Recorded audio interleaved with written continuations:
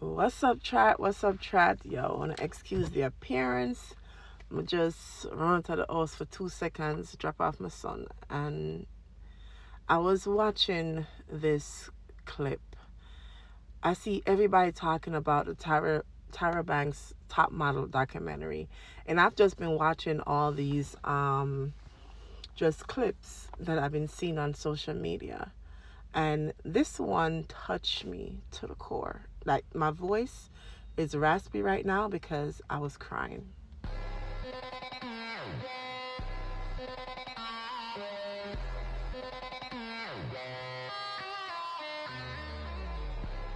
I've been up all night watching Netflix's documentary about Tyra Banks and America's Next Top Model. I understand why people are mad. I do understand. But I also say you have to understand the time that this all happened was in 2003. Reality TV was a wild, wild west back then. Every show was trying to outdo each other to stay on the air. We had people that were eating rats on Survivor. We had people getting in Nevada spiders on Fear Factor.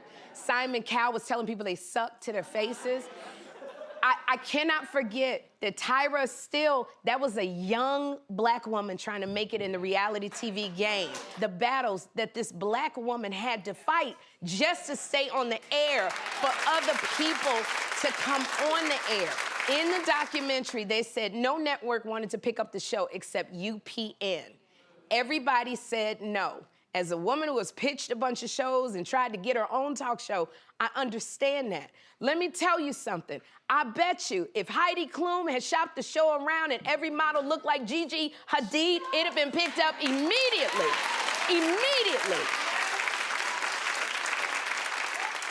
There's a lot of stuff that we did not know back then that would not have happened if this show aired now. People are blaming Tyra for allowing them to cut a black woman's hair wrong. I remember that when they cut the girls from New York and she was bald and they cut it, she had bald patches. We didn't have the sensitivities behind the scenes back then that we do now. Nowadays, if you have a black talent, they make sure to get black stylists. That's what we had to fight for to get. And I'm gonna tell you, I say this because I remember a time, see now you see a lot of black women in shows. They used to call me the black girl who did all the white TV shows. That's the title I used to have, because you didn't see many black women running around on sitcoms. And I booked a lot of those jobs. But there was a time I did a show and the white stylist, they thought my hair was too oily. It wasn't a wig. We didn't wear wigs back then. So it was my hair. And he thought it was too oily. He didn't know what to do. He poured a whole tub of baby powder on my hair to absorb the oil and then took the curling iron to curl it. Now here I was, a young black girl. I wanted the job. So I didn't have the power to go, stop. I do now. I got the power to fire people if they mess up my hair. I didn't back then. So I had to take it. As my hair was frying, they didn't know what to do because my hair started frying. So they grabbed one of the stylists from the show Living Single because they were close to me. Her name was Julie, and she came over and she fixed my hair. And she said, my God, what did they do? I was in tears. That happened back in the day. That would never happen now. So back in the day, what people don't understand is the battles that this woman probably had to fight just to keep it inclusive. She came to them saying, I want a diverse cast. I want black women. I want Latin women. I want plus size women. And everybody said no because the industry standard looked like one thing. So she couldn't protect everybody, nor did she own the show. Now, and I'm not saying that the show didn't do terrible things, because it did. But I just wanted to think about it in the context of which it happened.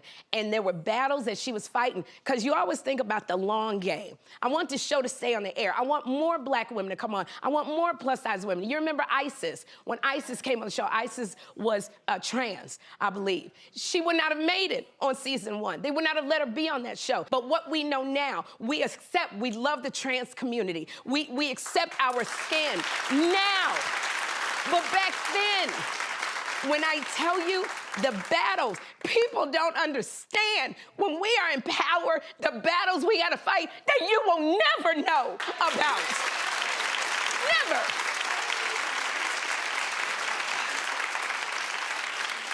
To keep a show on the air.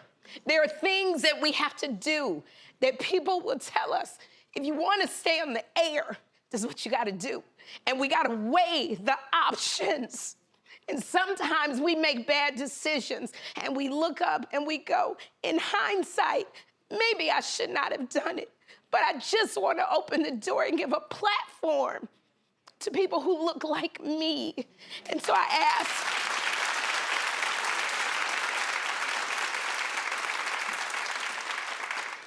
I don't agree with some things that Tyra did. There were things that maybe could have been stopped, but I do ask that people look at it in the context. We are woke now. We know so much more now than we did back then. And I just hate that she's getting so much flack. She does need to take accountability. You know, I know that. But I also know the battles, some people will never understand the battles that are fought. You see a person sitting there and think, oh, it's so fun, and you'll never know the battles that are being fought behind the scenes so that it can stay on the air and so you can give people an opportunity. Now, guys, the reason why this one touched me so bad is because everything Sherry said was true. Everything that she said is true. But what bothers me about our culture as Black people, you see, if you don't stand for something, you'll fall for anything. And that's what happened with Tyra Banks. She fell for anything. And what I mean by that is she was competing so hard that she sold her soul. And by selling her soul, she hurt a lot of people. You see, Sherry tell a story about her here, right? And but think about it. We want the money so bad that we settle for anything as Black people. Now, I'm going to say this, right? Like, if you think about us Black people, right? When we're going on one job, right? We settle for any kind of treatment. Now, I'm going to tell you guys a story, right? I don't even want to talk it, to be honest, but I'm going to try to talk it. We see another Black person moving up or another Black person doing something positive and they're getting the recognition. We try so hard to fight against them as Black people. The next other color or other, not even color, other people like the Asians and, other people, they don't pay attention to what we're doing. But we fight against each other all the time. Now, Tyra Banks, I get it. You are trying to do whatever you can to keep your show, the top. Nothing is wrong with that. But in the same time, you fighting for that, you're hurting people. There's so many hurt people from your show that you don't even realize. They don't even acknowledge it. I think his name is Miss J, who taught a lot of people how to walk on your show to make your show the top show. And he is fighting for his life and can't even walk, and you don't even visit him? Come on now. See, those are the things. And then when we get to the top, we forgot about the people who help us get there. Jesus. Miss, I'm crying while I go in. I'm not lie to them. My tears come out of my eye listening to Sherry talk her story. And I just have to say, you see, us Black people, we need to stop selling our soul for money. You see, if you want to turn me off, start talking about money, where you put money first. Listen, we need money, We can't survive without money, We need food, we need clothes, we need roof, we need cat, we need all that. And our money do it. But if you are so in love with money, the quickest way to lose me as a friend, as a partner. Because money can't be number one.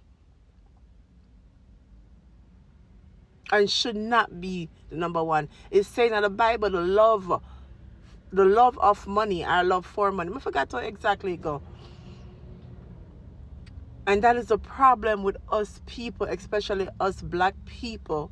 We'll put money and sometimes we'll leave people behind because of money. But this saddens, it sad me. Me not lie, it saddens my heart. You know, but me just don't want to talk about it because it make me feel away. Listen, if you have another phone, don't forget to scan the barcode. Go over to YouTube and subscribe. It's free to subscribe. That's another thing. We don't support each other. It costs nothing to go over to YouTube and just hit the subscribe button. It's not like here on TikTok, where if you want super fan, you have to pay a fee. No. Just go over to YouTube or go on my bio, click the link, go over YouTube, just hit subscribe. That's all me asking you for do. Just go over there and hit subscribe. Just subscribe. That's the thing. Support for free. You're supporting me for free. And that's the thing with our culture. We don't support each other. And this is the reason why things like this where Tyra can hurt people and not knowing it, because why? She's trying to stay to the top. Listen, man. Just go over YouTube and subscribe and support. All right?